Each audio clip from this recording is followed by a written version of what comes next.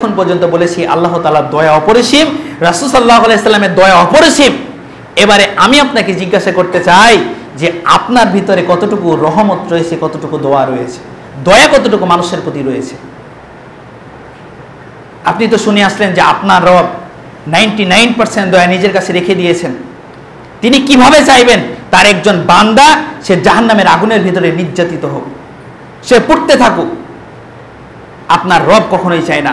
বারবার করে আপনাকে সতর্ক করেন, বারবার করে আপনাকে আটকান, বারবার করে আপনাকে সেই পথ থেকে ফিরে নিয়ে আসতে চান, কিন্তু গাফেল আমরা, মূর্খ আমরা, অজ্ঞ আমরা। এই অজ্ঞতার কারণে আমরা সেই দিক থেকে আল্লাহ তাআলার কাছে ক্ষমা চাইতে পারি না। আর শয়তানের সব থেকে বড় হাতিয়ার হচ্ছে, সব থেকে বড় অস্ত্র হচ্ছে আল্লাহ তাআলার কাছে ক্ষমা না চাওয়া। কেননা আল্লাহ চাইলে ক্ষমা করে দিবেন। তিনি তো পরম করুণাময়, অসীম দয়ালু, আর রহমানির রহিম। তিনার কাছে চাইলেই তিনি ক্ষমা করে দিবেন। সম্মানিত উপস্থিতি, তাই তো আল্লাহ রাব্বুল আলামিন তিনি বলছেন, তোমরা এমন পরিমাণ পাপ করে নিয়ে এসো, তোমরা যত পরিমাণ পাপ করে নিয়ে এসো, সেই পাপের ভিতরে যদি বড় পাপ না থাকে, বড় পাপ বলা হয় কাবিরা গুনাহকে, শিরকের পাপ, কাবিরা গুনাহের সাথে সংযুক্ত যে সকল পাপগুলো রয়েছে, সেই সমস্ত পাপগুলো যদি থাকে, সেই পাপগুলো ব্যতীত যদি আসমান থেকে জমিন ভরপুর পরিমাণ যদি আমার আপনার জীবনে পাপ থাকে, সেই সমস্ত ক্ষমা নিয়ে, অতটুকু পরিমাণ রহমত নিয়ে, ক্ষমা নিয়ে আল্লাহ রাব্বুল আলামিন তিনি বসে রয়েছেন আমাকে আপনাকে ক্ষমা করবেন। তাই সুবহানাল্লাহ পাঠ করবেন না? আল্লাহ রাব্বুল আলামিন তিনি বলছেন, রাসূল সাল্লাল্লাহু আলাইহি ওয়াসাল্লাম তিনি বলেন, যদি পাপের ভিতরে কাবিরা গুনাহ না থাকে, তাহলে যত পরিমাণ পাপ নিয়ে আপনি আল্লাহ তাআলার কাছে হাজির হবেন, তত পরিমাণ ক্ষমা নিয়ে আল্লাহ রাব্বুল আলামিন আপনার জন্য অপেক্ষায় বসে রয়েছে। সুবহানাল্লাহ, সুবহানাল্লাহি বিহামদিহি, সুবহানাল্লাহিল আযীম। সম্মানিত উপস্থিতি, তাহলে আপনি কি পাপগুলো করে চলেছেন, এগুলোর প্রতি আপনি অবশ্যই শরণাপন্ন হন, নতস আপনি কখনোই মুক্তি পেতে পারবেন না। সম্মানিত উপস্থিতি, আসুন আমরা দেখি এখন মানব পর্যায়ে আমরা কতটুকু আমরা মানুষের প্রতি দয়াশীল। আল্লাহ রাব্বুল আলামিন তিনি বলছেন সূরাতুন নূর 22 নম্বর আয়াতে, ওয়াল ইয়াফু ওয়াল ইয়াসফাহু আল্লা তাহাব্বু আইয়াগফিরুল্লাহু লাকুম। আল্লাহ রাব্বুল আলামিন তিনি বলছেন সূরাতুল নূর 22 নম্বর আয়াতে, তারা কি করে? ওয়াল ইয়াফু, তারা কি ক্ষমা করে? আল্লাহ রাব্বুল আলামিন তিনি বলছেন তারা কি ক্ষমা করে? ওয়াল ইয়াসফাহু, তারা উপেক্ষা করে। তারা যে ক্ষমা করে, তারা উপেক্ষা করে। আল্লাহ তাহাব্বু, তারা কি পছন্দ করে না? নিশ্চয় আইয়াগফিরুল্লাহু লাকুম, আইয়াগফিরুল লাকুম, আল্লাহ রাব্বুল আলামিন তাদেরকে ক্ষমা করবেন। আমি আগেই বলেছি আল্লাহ রাব্বুল আলামিন শুধুমাত্র বসে রয়েছেন আমাকে আপনাকে ক্ষমা করার জন্য, আমাকে আপনাকে ক্ষমা করার জন্য। আল্লাহ রাব্বুল আলামিন তিনি বলছেন যে তারা কি শুধুমাত্র ক্ষমা করুক, তারা হচ্ছে ক্ষমা করুক, তারা উপেক্ষা করুক, তারা পছন্দ করে না যে আমি তাদেরকে ক্ষমা করে দিই। সমাজ উপস্থিতি, আমাকে আপনাকে ক্ষমা প্রার্থনা করতে হবে। আপনি কি কখনো কোনো মানুষকে ক্ষমা করেছেন? যখন কোনো মানুষ আপনার প্রতি জুলুম করে, আপনি কি কখনো তাকে ক্ষমা করে দেখেছেন? যখন কোনো ব্যক্তি আপনাকে আঘাত করে, আপনি কি তাকে ক্ষমা করে দেখেছেন? যখন কোনো ব্যক্তি আপনার প্রতি অত্যাচার করে, তখন আপনি কি ক্ষমা প্রার্থনা করে দেখেছেন? যখন কোনো ব্যক্তি আপনার কোনো জিনিসকে নষ্ট করে ফেলে, তখন কি আপনি তার প্রতি ক্ষমা প্রার্থনা করে দেখেছেন? যখন কোনো মানুষ আপনার সম্পদকে নষ্ট করে ফেলে, তখন কি আপনি ক্ষমা প্রার্থনা করে দেখেছেন? আপনার সন্তান যেমন আপনার প্রতিটি জিনিস আপনার প্রতিটি জিনিস নষ্টের দিকে নিয়ে যাচ্ছে প্রতিনিয়ত, আর সেই বিষয়গুলো আপনি নির্দ্বিধায় সেগুলোকে ক্ষমা করে দিচ্ছেন। আপনি যদি প্রত্যেকটি মানুষের প্রতি এতটা দয়াশীল হতে পারতেন, তাহলে আল্লাহ রাব্বুল আলামিন আপনার প্রতি কতটা দয়াশীল হতেন। 99% দয়া নিয়ে একবার চিন্তা করে দেখুন। সম্মানিত উপস্থিতি, তাই তো বলছিলাম যে আল্লাহ রাব্বুল আলামিন তিনি ক্ষমা নিয়ে বসে রয়েছেন। শুধুমাত্র আপনি মানুষকে ক্ষমা করতে শিখুন, একটু উপেক্ষা করুন। আপনাকে বলা লাগবে না, আল্লাহ বলছেন আল্লাহ তাহাব্বু, তারা কি পছন্দ করে না আমি তাদেরকে ক্ষমা করে দিই। আল্লাহ রাব্বুল আলামিন ক্ষমা নিয়ে বসে আছেন যে কখন তাদেরকে ক্ষমা করবে, কখন তাদেরকে ক্ষমা করা হবে, কখন তাদেরকে ক্ষমা করব। সম্মানিত উপস্থিতি, শুধুমাত্র এটুকু দিয়ে শেষ নয়। আল্লাহ রাব্বুল আলামিন তিনি আরো বলছেন সূরাতুল আল ইমরান, ওয়ালিউ কাযিমিনাল গায়জ, যারা কি করে? দমন করে, যারা মিথ্যা কথাকে দমন করে, যারা মিথ্যা কথা বলে তাদেরকে যারা পরিহার করে, এবং যারা মানুষকে ক্ষমা করে, যারা অন্যায় পথে ধাপিত হয়, যে সমস্ত মানুষগুলো অন্যায় পথে ধাপিত হয় এবং মানুষদেরকে ক্ষমা করে। সম্মানিত উপস্থিতি, মানুষদেরকে যে কোনো বিষয়ের প্রতি কোনো মানুষ যখন দমন করে চলে, অর্থাৎ আপনার প্রতি জুলুম আসলে আপনি সেখান থেকে প্রতিহত করে চলবেন এবং আপনি সেই সমস্ত মানুষদেরকে ক্ষমা করে দিবেন। আপনি মানুষদেরকে ক্ষমা করে দিবেন। ওয়াল্লাহু ইউহিব্বুল মুহসিনিন, আর আল্লাহ রাব্বুল আলামিন আপনাকে ক্ষমা করবেন। যদি আপনি মানুষকে ক্ষমা করতে পারেন, আল্লাহ রাব্বুল আলামিন তিনি বলছেন সেই সমস্ত মানুষকে আল্লাহ রাব্বুল আলামিন ক্ষমা করতে তিনি ভালোবাসেন, কেননা তিনি হচ্ছে সৎকর্মশীলদেরকে অবশ্যই তিনি ভালোবাসেন। সম্মানিত উপস্থিতি, তাই বলছিলাম যদি আপনি কোনো মানুষকে ক্ষমা করতে পারেন, আল্লাহ রাব্বুল আলামিন অবশ্যই আপনাকে ক্ষমা করবেন। আপনি চিন্তা করে দেখুন, আপনি আপনার জীবনে কয়জন মানুষকে ক্ষমা করতে পেরেছেন? আজ থেকে তওবা করে নিন, যত মানুষের সাথে জুলুম করেছেন, যত মানুষের সম্পদ আত্মসাৎ করেছেন, যত মানুষ আপনার প্রতি জুলুম করেছে, যত মানুষ আপনার প্রতি ছিনতাই করেছে, রাহাজানি করেছে, সমস্ত কিছু করে, সমস্ত কিছুর উপরে চোখ বন্ধ করে নির্দ্বিধায় আপনি সেগুলোর উপরে ক্ষমা করে দিন।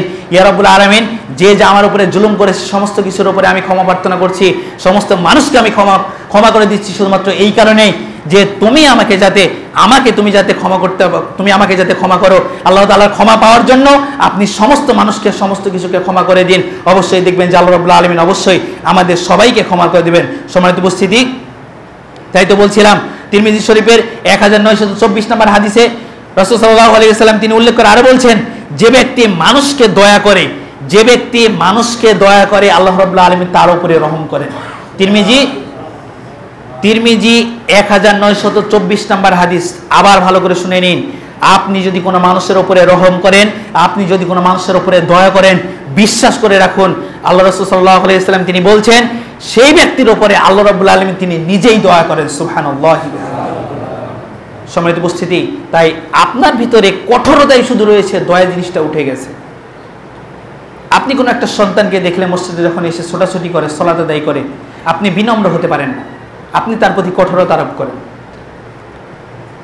আপনার সন্তান একটা ভুল করেছে, আপনি তার প্রতি কঠোরতা আরোপ করেন। একজন মানুষ একটা ভুল করে চলেছে, আপনি তার প্রতি কঠোরতা আরোপ করেন। একজন মানুষ মিথ্যা কথা বলেছে, তার কাছেও আপনি কঠোরতা আরোপ করেন। অতীতের যে সকল ইতিহাস থেকে যে সকল শিক্ষাগুলো এসেছে, অতীত থেকে শিক্ষা গ্রহণ করুন। রাসূল সাল্লাল্লাহু আলাইহি ওয়াসাল্লাম অনেক হাদিসের ভিতরে উল্লেখ করেছেন, যদি তুমি অমুক জিনিসটা গোপন রাখতে তাহলে কতই না ভালো হতো। এটা জেনা সম্পর্কে বলা হয়েছে। সামান্য একজন মানুষের আপনি গীবত, সেটাকে গোপন রাখতে পারছেন না। সামান্য একজন মানুষের ছোট্ট একটা পাপ, আপনি সেটাকে গোপন রাখতে পারছেন না, সেটার উপরে কঠোরতা আরোপ করছেন। সম্মানিত উপস্থিতি, তাই দয়াটা হচ্ছে অনেক বড় একটা ব্যাপার। আপনি কয়জন মানুষকে দয়া করেছেন একবার রহম করে দেখুন। আপনার সমাজ আপনার প্রতি কতটা দয়া করেছে আপনি জানেন? আমরা আপনাকে বলি যে সালাত আদায় না করলে জানাজা করাবো না। বাড়িতে যদি বাদ্যযন্ত্র বাজে, বিয়ের বাড়িতে যদি বাদ্যযন্ত্র বাজে, তাহলে বিয়ে পড়াইতে যাব না। যে বাড়িতে মৃত্যুর খাওয়া দাওয়া হবে সে বাড়িতে যাব না, হাত তুলে মোনাজাত করতে পারবো না। এই সমস্ত বিষয়গুলো যখন আপনাদের মাঝে আমরা বলি, তখন আপনি কি লক্ষ্য করে দেখেছেন যে অনেক মানুষ সালাত আদায় করতে আসে না, তারপরে অনেক মানুষ অনেকজনকে জানাজা করিয়ে আসে। কিসের কারণে? এটা শুধুমাত্র দয়ার কারণে, রহমতের কারণে। তবে সব মানুষকে সালাত আদায় করানো যাবে না, যাবে না, যাবে না। সালাত যদি সে আদায় না করে তাহলে তার জানাজা হবে না, হবে না, হবে না, কোনো ক্রমেই হবে না। সে মুসলিমই নয়। বাইনাল আবদি ওয়া বাইনাল কুফরি তারকুস সালাহ, শুধুমাত্র কাফের মুশরিকদের মধ্যে পার্থক্যই হলো সালাত। আপনি সালাতই আদায় করেননি, আপনি মুসলিমের মধ্যে গণ্য হতে পারেন কিভাবে? আপনার জানাজার সালাতেরই কি প্রয়োজন রয়েছে?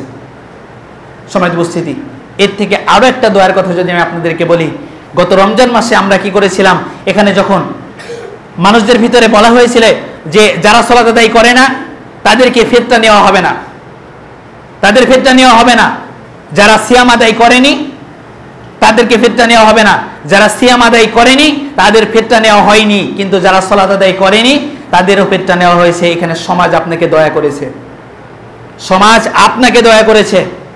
আপনি লক্ষ্য করে দেখুন আপনি কয়জন মানুষকে দয়া করেছেন, অনুগ্রহ করেছেন। সম্মানিত উপস্থিতি, যদি একজন মানুষ আপনার কাছ থেকে যদি ক্ষমা না পায় তাহলে আপনি আপনার রবের কাছ থেকে কিভাবে ক্ষমা পাবেন? আপনি একবার চিন্তা করে দেখুন। সম্মানিত উপস্থিতি, তাই বলছিলাম যে অবশ্যই আমাদেরকে আগে নিজে সহনশীল হতে হবে, নিজে দয়ালু হতে হবে। আমাদের নিজেদেরকে আগে মানুষের প্রতি রহম করতে শিখতে হবে। অথচ আপনার রব আপনাকে কিভাবে রহম করবেন? যেখানে আপনি একজন মানুষকে ক্ষমা করতে পারেন না, যিনি সকল সৃষ্টির মালিক, তিনি আপনাকে কিভাবে ক্ষমা করবেন? তার অহংকার কতটুকু হতে পারে, তার দাম্ভিক্য কতটুকু হতে পারে, একবার চিন্তা করে দেখুন। পৃথিবীতে আপনার কিছুই নেই, কিচ্ছু নেই। আপনি চোখ বন্ধ করলে পৃথিবীতে আপনার আমল ছাড়া কোনো কিছুই যাবে না। আপনি কোটি কোটি টাকা খরচ করে যদি 500 তলা বিল্ডিংও তৈরি করেন, সেই বিল্ডিংও আপনার সাথে যাবে না। আপনার অর্থ সম্পদ রাখার জন্য যদি 10টা ব্যাংকও তৈরি করেন, একটা পয়সাও আপনার সাথে যাবে না। আপনি কি নিয়ে দাম্ভিক্য করেন, কি নিয়ে অহংকার করেন? আপনি সারাদিন সালাত আদায় করেননি, একটু মনের ভিতরে সংকোচ হয় না যে আমার রব আমাকে ক্ষমা করবে কিনা? আমি সালাত আদায় না করে, আমি তার হুকুম আদায় না করে, আমি শরীয়তের বিধিবিধান না মেনে আমি অহংকার করে চলছি, দাম্ভিক্য দেখিয়ে চলছি। কোন অহংকারের কারণে আপনি সালাত থেকে বিমুখ? কোন অহংকারের কারণে আপনি মিথ্যা কথা বলছেন? কোন অহংকারের কারণে আপনি সমাজে বুক ফুলে চলছেন? কোন অহংকারের কারণে আপনি মিথ্যা কথা বলে মানুষদেরকে অন্যায়ের পথে ধাপিত করছেন? চিন্তা করে দেখুন একবার। সমাজ উপস্থিতি, আপনারই যদি অহংকার এতটুকু হয়, তাহলে সমস্ত কিছুর যিনি সৃষ্টিকর্তা, সমস্ত কিছুর যিনি সৃষ্টিকর্তা, তার কতটা দাম্ভিক্য হতে পারে? আপনি যখন সালাত আদায় করেন না, তার কতটা রাগান্বিত তিনি হতে পারেন। তিনি বলছেন, আমার মনে হয় যে বাড়িতে সালাত আদায় করা হয় না, সেই বাড়ি আগুন দিয়ে পুড়িয়ে দেওয়া হয় না কেন? শুধুমাত্র সেই বাড়িতে অন্য কীট পতঙ্গ বসবাস করে, তাই। আপনার জুলুমের শিকার তারা হবে, যার কারণে আল্লাহ আপনার বাড়িটাকে ধ্বংস করে দেন না। তবে জুলুম অতিরিক্ত হয়ে গেলে কাউকে তিনি ছাড়েন না। শিক্ষা নিয়ে দেখুন, ফেরাউন থেকে শুরু করে নমরুদ, হামান এবং ইতিপূর্বে সৈরাসির 16 বছর, কাউকেই কখনো ক্ষমতা স্থায়িত্ব করা হয় না।